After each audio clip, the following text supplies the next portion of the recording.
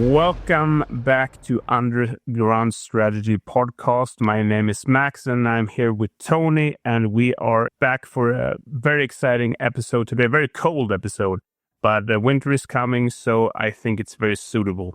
I have been feeling a bit crappy this week. I have had COVID, so if I sound a bit congested, that is why. And how's your week been, Tony? I think I'm similar to you, Max. I've actually also not been too well. I'm on some antibiotics at the moment, but hopefully I get through it and we don't completely make a muck up of this podcast today. I'm sure we won't. But yeah, it is an interesting subject, winter war. It's something that's not exactly in my comfort zone. And winter certainly is coming, and one that's very applicable for what we're seeing in NATO and with Russia at the moment. Yeah. But I think you're really the expert on all of this, Max. You've had a lot of lived experience. Yeah, I mean, I think that's the first time somebody ever called me an expert in anything. But I will try my best not to make an ass out of myself and see what we can pull out of this episode. And otherwise, feel free to complain, correct, or praise in email or DM form as much as you want. We will appreciate that, of course. Any feedback is good feedback. For me, I know I once served in a regiment in South Africa, which is right in the middle of close to the middle of the country, and it was called Two-Field Engineer Regiment. It was a combat engineer regiment, and we did most of the deployments, supporting infantry or the different types of forces. And our area in Bethlehem in South Africa was pretty cold. How cold are we talking about? What kind of temperatures? Cold for us. Okay, so not for yourself maybe. So I think in winter we would get anything between maybe -1 and -8 and that would be during the evening and nighttime. And then in the day you could get maybe highs of 13 to... it could get up a little bit. Yeah, but that's fairly cold. I mean, because you have to put it in perspective and in the context where it is. Everybody knows that if you go on vacation and it's 30 degrees and you come home and it's 20, you're gonna put it on a hoodie.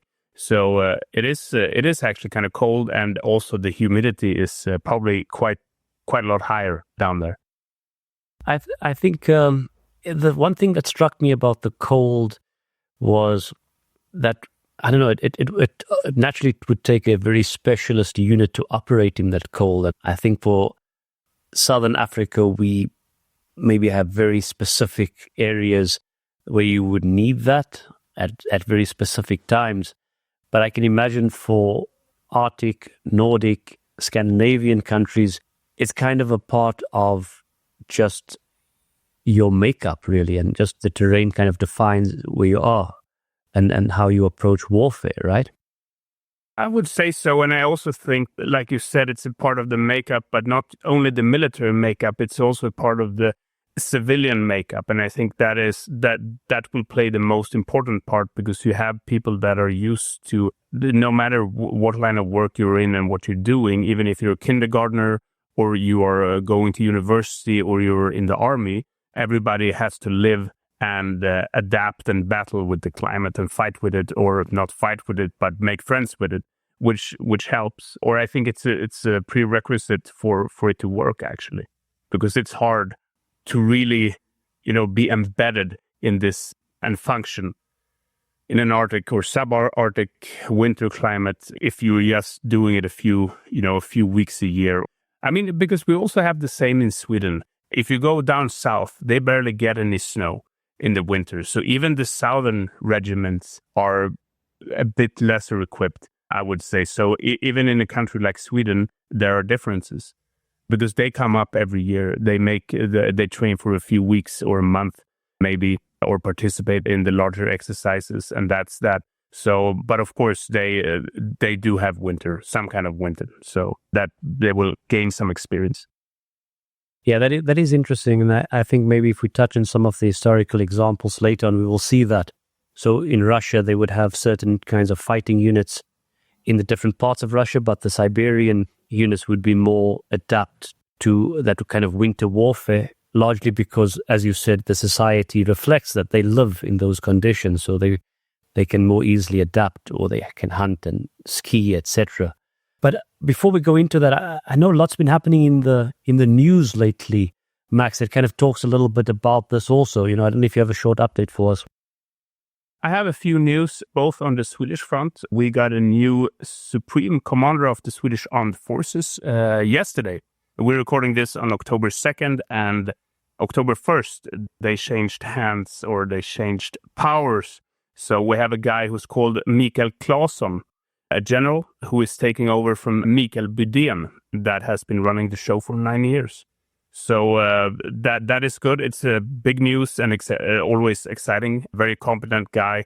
He has his roots. No, he was not born up north, but his first command was up north. His basic training was up north with Norrbotten's Armored Battalion, very close to where I did my basic training. And then he's been commanding the Land Warfare Center down south and Chief of Joint Operations, I think, and he has served in Afghanistan and been Sweden's representative in NATO. So he has a lot of experience, and he is it's a difficult time to take over as Supreme Commander. There's a lot of security issues in Europe, and there is a very aggressive kind of transformation of the army once again. So he has a lot to do, but he seems to be up for the task, and he's very popular amongst the men, as they say. Yeah, that's very interesting news, and it sounds like a very interesting guy. I think we maybe add a link in the show notes and see what the feeling is. But of course, a good commander is very important. And I'm also happy that his army, because our last Supreme Commander, he was Air Force, and the constant battle between the Air Force and everybody else. Yeah. No inter-service rivalry. Yeah, no, for sure. Max, a lot happening, and I think there's a new Secretary General of NATO, right? That's correct. Jens Stoltenberg is stepping down and handing over to Mark Rutte. He was the former Dutch Prime Minister, right? Yeah, that's the case. So I think lots of change happening in that whole space, and a lot happening. We'll see how that impacts the war in Ukraine, but I think all eyes are focused on that at the moment. But what are your thoughts at the moment in the kind of Nordic space, with that focus on the winter war? And maybe just if you can tell us also your feeling and your experience a little bit.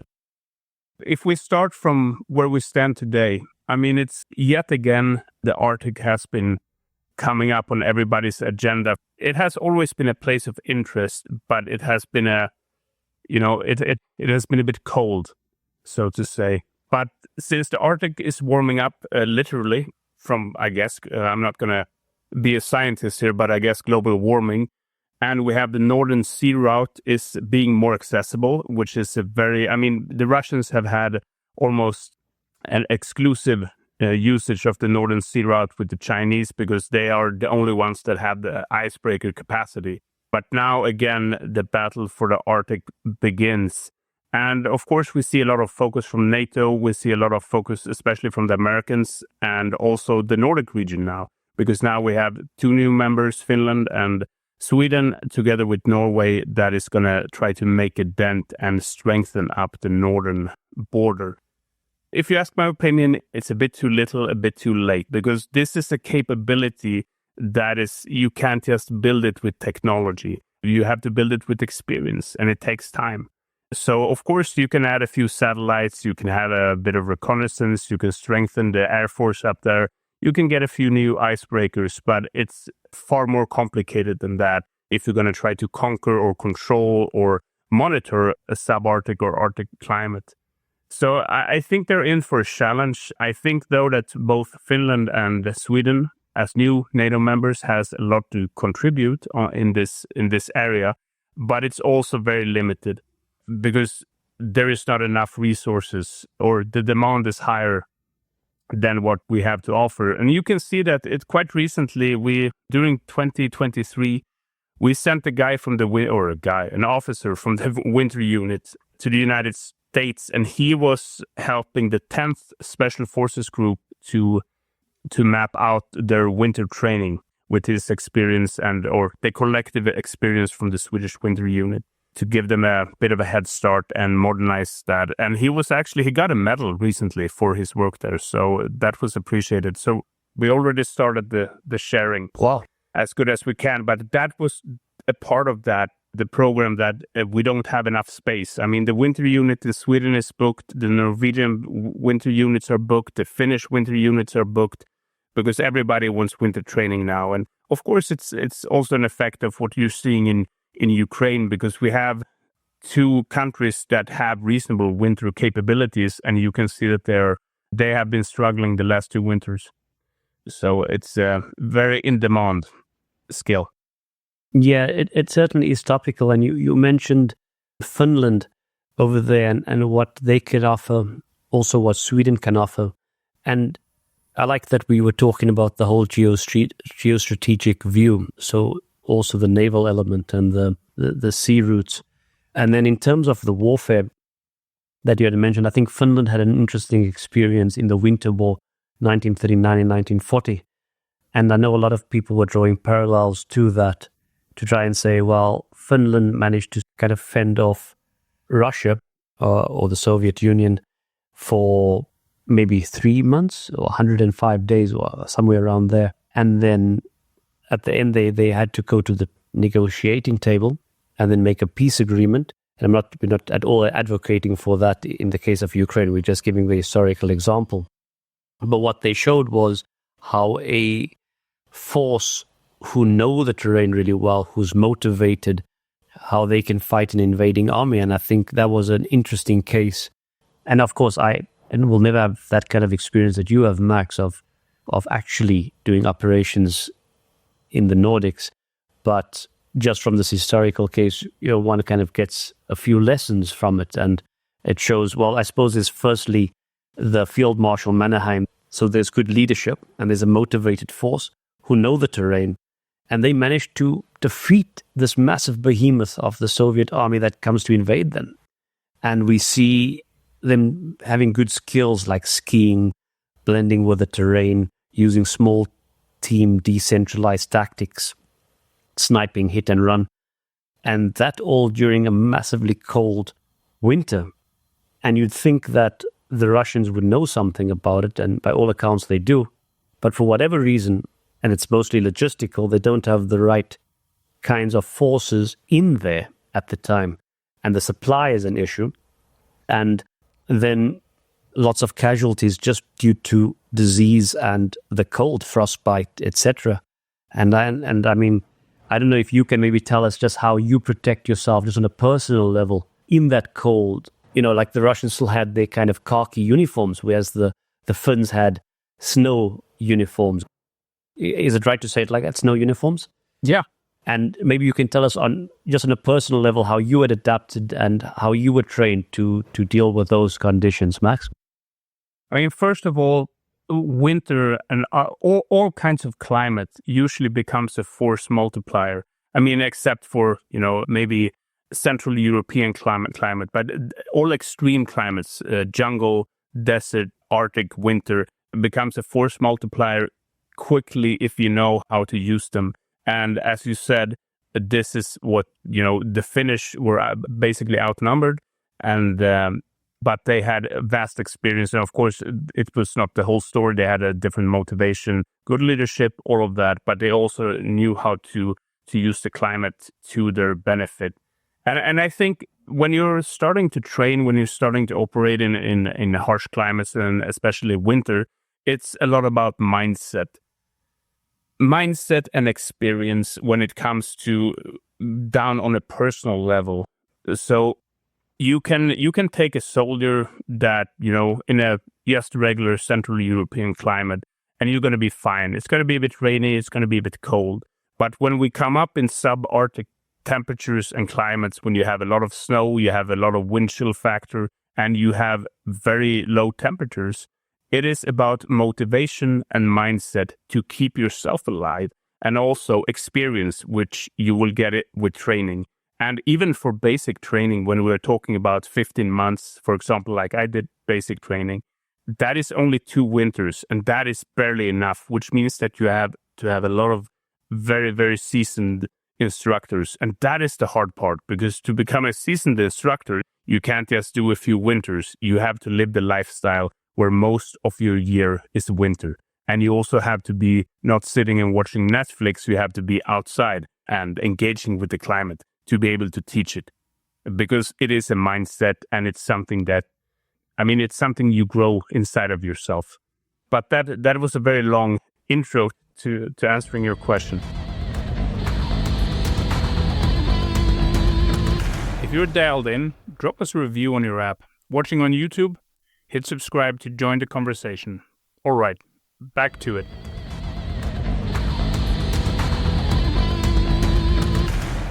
No, I think it definitely answers the question, and I picked it up in the book, that we co-wrote, and which just a little push that is now released. But it comes out very much in that training chapter, how you had gone through that process and how the initial part of the training was focused on your personal survival and maintenance of your gear, drying clothing, ensuring you had dried your clothing and all that kind of proper insulation, etc. But yeah, I just kind of imagine it when we think to that kind of winter war. And interestingly, from there, the winter war passes, 1939, 1940, and the Germans kind of think, oh, well, if the Finns can beat, and forgive me, now I'm going to oversimplify and reduce history, just do a couple of lines, but they think the Germans or the Nazis at that point think, oh, well, if the Finns can hold off the Soviets, yeah, then they maybe aren't that tough. And they had just won in Western Europe, the initial phase of beating the French and the British Expeditionary Force. And then Hitler says, right, we're going to invade Russia, Barbarossa. And they do that. And interestingly, that the Winter War was one of the bits that made them think that they could defeat Russia, which, maybe is a big task for any invading force. But even in that war, or in that campaign, winter became a factor because, even though they started at the end of summer into autumn, by the time winter hits, the Germans had extended themselves so far, and they knew something about winter fighting. But they, once again, in a similar way, their supply lines couldn't match their pace of advance. And again, it comes back to this point and your discussion, Max, about experience in winter. And basically, they have many casualties because of the cold, frostbite, people frozen to death, found in their camps. And this gives, I suppose, geostrategically, there were many other factors for how the Russians come back and win, moving their supply lines to the east of their country, having a much bigger strategic resource, much bigger manpower, which comes to bear. But this just highlighting the point about winter also having an impact. And there are various stories that one hears, some will need to fact check, but even viscosity of the oil, even the types of kit and how people would then adjust. And then the counter-offensive from the Russians, it's so massive, and using Siberian units who are used to the cold, and they time it during the winter, and who can ski really well. So we see that kind of winter, as you were saying, becoming a force multiplier in this case for the one that's better prepared and have those units ready. And that comes forward. So I definitely take your point as a force multiplier. And I just think this point about preparation comes up again and again, Max, because it's kind of terrain's a neutral factor. If you are in the savannah and I'm in the savannah or in the jungle, we are facing the same terrain. It's just how trained and prepared we are, right? It is how trained and prepared we are, both on the individual level, but then you have to have leadership, command, logistics, as you said, that can cope with this, because it's a different story. And especially if you're looking at my background as an Arctic Ranger warfare, I'm not going to say it's easy, but it is much easier, to be 4 guys, 6 guys, 8 guys, poking around on skis, moving slowly, doing everything very, very slowly, no big and rapid movements. But if you're trying to translate that into doing any form of mechanized warfare, that is rough because you have to have fuel, you have to have oils, you have to have repairs, you have deep snow that you have to manage. There's a lot of things happening at the same end. Also for the Air Force, big problem. So there's so many factors for succeeding in wintertime, and you can also see that it's not a big priority for most countries. And of course, we can see on the map where are the most wars taking place. And it doesn't make sense to have large standing forces that are prepared for winter warfare, because it's one of those weird things. Like, it's like when you go and do jungle training in Belize with the Brits, it takes half of a lifetime to kind of begin to understand the jungle, how to navigate under the canopy, how to do all of those things. And it's the same with winter. So it doesn't make sense, but and that's why it's also going to be extremely rough for now to try to quickly get up to speed. And that's why it's also been historically very hard to get up to speed, because winter always comes like a surprise. It's like what the northerners in Sweden say to the people living in Stockholm every year, because, you know, it's almost a surprise that you have to change your car tires and it's getting slippery overnight and it's snowing and a lot of snow needs to be removed from the city center. And it's always a bit of chaos. But that is what it is also for military units. And historically, it's going to be a problem in the future. It is a problem right now. And it is something that most military commanders like to avoid, because everything is actually frozen. You have to slow down. You have to think differently. You probably have to go on the defensive a bit more and hold your positions, because it's going to be much, much slower pace. And I think as you mentioned, historically it's been the case. I think one of the epic case studies that most of us hear about, refer to, is that of the 1812 Napoleon's invasion of Russia, and how him and his massive force had pushed forward and eventually moved into Moscow. And the Russians, what they had done was just move backward. I mean, a few counter offensives here and there, or putting up some holding battles, but then moved back and then burning all of their supplies. And then when the winter set in, as you've mentioned, it was a surprise. And they, again, weren't ready. It comes back to this issue of preparation. And I don't know if I can just put a small quote from someone that was there, just to give a feeling, because, you know, while I'm sitting cozy over here, I mean, it's hard to translate, you know, what I feel when I'm really cold and teeth chattering, and I have never even experienced that Arctic level, Max. But can I just give a short quote just to get a feel from someone that was there? Definitely.